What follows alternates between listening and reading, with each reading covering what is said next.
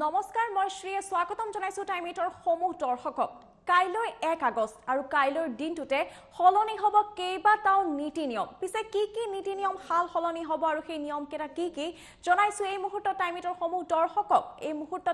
দৰ্শকক জনাব বিচাৰিছো যে কাইলৈৰ পৰা 1 আগষ্টৰ পৰা হাল হলনি হ'ব কেইবাটাও নিয়ম এটিএমৰ পৰা ধন উলিওৱাৰ নিয়মৰ ক্ষেত্ৰত হ'ব বহুতো হাল হলনি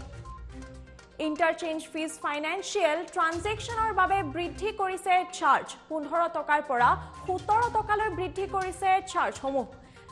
Reserve Bank of India ATMৰ ট্ৰানজেকচনৰ ওপৰত মাসুল বৃদ্ধি কৰিছে নন ফাইনান্সিয়েল ট্ৰানজেকচনৰ বাবে চাৰ্জ 5 টকাৰ পৰা 6 টকালৈ বৃদ্ধি কৰা হৈছে 1 আগষ্টৰ পৰা ICICI বেংকৰ ATMৰ ক্ষেত্ৰতো বিশেষ নীতি নিয়ম আনা হৈছে চাৰিবাৰ ধন উলিওৱাৰ পিছত মাসুল পৰিশোধ কৰিব লাগিব গ্ৰাহকে ফ্ৰী লিমিটৰ পিছতে প্ৰতিটো ট্ৰানজেকচনৰ বাবদ ধন ভৰিব লাগিব চেকবুকৰ নিয়ম আৰু হাল হলনি কৰিছে ICICI বেংকে হোম ব্ৰাঞ্চৰ পৰা 1 লাখ টকাহে উলিয়াব পাৰে গ্ৰাহকে ইয়াতকৈ অধিক ধন উলিয়ালে প্ৰতি 1000ত 5 টকাকৈ দিব লাগিব অৱশ্যে প্ৰতিদিনে 25000 টকাকৈ উলিয়ালে কোনো মাসুল দিবলৈ নালাগে 1 লাখ অতিক্ৰম হলেহে 1000ত 5 টকাকৈ দিব লাগিব চাৰ্জ পহিলা আগষ্টত দাম হলনি হ'ব পাৰে ৰন্ধন গেছৰ সিলিন্ডাৰৰো প্ৰতি মাহৰ প্ৰথমটো দিনত নতুন দাম ধাৰ্য কৰা হয় সিলিন্ডাৰৰ ঘৰুৱা ৰন্ধন গেছ আৰু কমাৰ্শিয়েল সিলিন্ডাৰৰ নতুন দাম ধাৰ্য কৰা হ'ব 1 আগষ্টৰ পৰা IPPBৰ নিয়মো হলনি কৰা হ'ব ইণ্ডিয়া পোষ্ট পেমেন্ট বেংক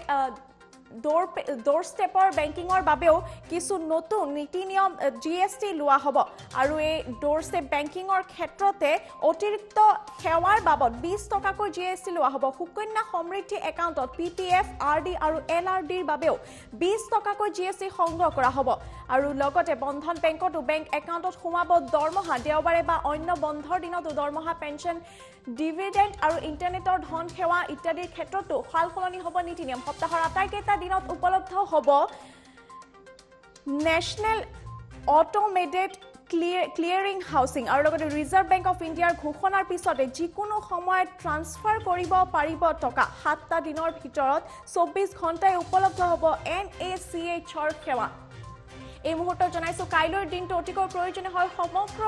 ৰাজ্যবাসীৰ সমগ্ৰ দেশবাসীৰ বাবে কাৰণ 1 আগষ্টৰ দিনটোতে কেইবাটাও নীতি নিয়ম হাল হলনি কৰি দিয়া হ'ব আৰু কি নীতি নিয়ম হাল হলনি কৰি দিয়া হ'ব সেই বিষয়ে সবিশেষ জনাইছো এই মুহূৰ্তত টাইমিটৰ সমূহ দৰ্শকক Interchange fees finance transactioner ক্ষেত্ৰত সেই চাৰ্জ সমূহ বৃদ্ধি কৰি দিয়া হ'ব 15 টকাৰ পৰা 17 টকাকৈ বৃদ্ধি কৰা হ'ব চাৰ্জ সমূহ ৰিজাৰ্ভ বেংক অফ ইণ্ডিয়া ATMৰ ট্ৰানজেকচনৰ ওপৰত মাসুল বৃদ্ধি কৰিছে নন ফাইনান্সিয়েল ট্ৰানজেকচনৰ বাবে চাৰ্জ 5 টকাৰ পৰা 6 টকালৈ বৃদ্ধি কৰা হ'ব আৰু ইয়াৰ উপৰিও ICICI বেংকৰ ক্ষেত্ৰতো কিছু নীতি নিয়ম হলনি কৰা হৈছে চেকবুকৰ ক্ষেত্ৰত হোম ব্ৰাঞ্চৰ পৰা 1 লাখ টকাহে উলিয়াব পাৰিব ICICI বেংকত গ্ৰাহকে ইয়াতকৈ অধিক ধন উলিয়ালে প্ৰতি 1000ত 5 টকাকৈ দিব লাগিব গ্ৰাহকে অৱশ্যে প্ৰতিদিনে যদিহে 25000 টকাকৈ উলিয়ালে কোনো মাসুল দিব নালাগে বুলি এক নতুন নীতি নিয়ম ধাৰ্য কৰা হৈছে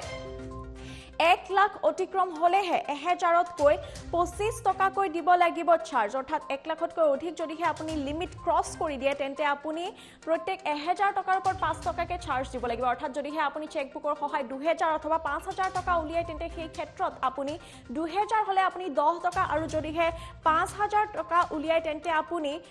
25 টকাৰ এটি চাৰ্জ ভৰিব লাগিব এনে ধৰণৰ বিভিন্ন নীতি নিয়ম আনা হৈছে আৰু ইয়াৰ লগতে পহিলা আগষ্টত দাম হলনি হ'ব পাৰে ৰন্ধন গেছৰ সিলিন্ডাৰৰো প্ৰতি মাহত প্ৰথমটো দিনত নতুন দাম ধাৰ্য কৰা হয় সিলিন্ডাৰৰ ঘৰুৱা ৰন্ধন গেছ আৰু কমাৰ্শিয়েল সিলিন্ডাৰৰ ক্ষেত্ৰতো নতুন দাম ধাৰ্য কৰাৰ এক সম্ভাৱনা আছে আৰু এই মুহূৰ্তত টাইমিটৰ সমূহ দৰ্শকক দেখুৱাইছো এক গুৰুত্বপূৰ্ণ বাতৰি এই মুহূৰ্তত 15 টকাৰ পৰা 17 টকালৈ চাৰ্জ বৃদ্ধি কৰা হ'ব আৰু ৰিজাৰ্ভ বেংক অফ ইণ্ডিয়া ATMৰ ট্ৰানজেকচনৰ ওপৰত মাসুল বৃদ্ধি কৰাৰ বাবে এই নতুন নিয়ম ধাৰ্য কৰা হৈছে আৰু লগতে ইয়াৰ সৈতে বহুকেইটা নীতি নিয়ম হলনি হ'ব কাইলৈৰ পৰা অৰ্থাৎ 1 আগষ্টৰ পৰাই হলনি হ'ব এই নীতি নিয়মসমূহ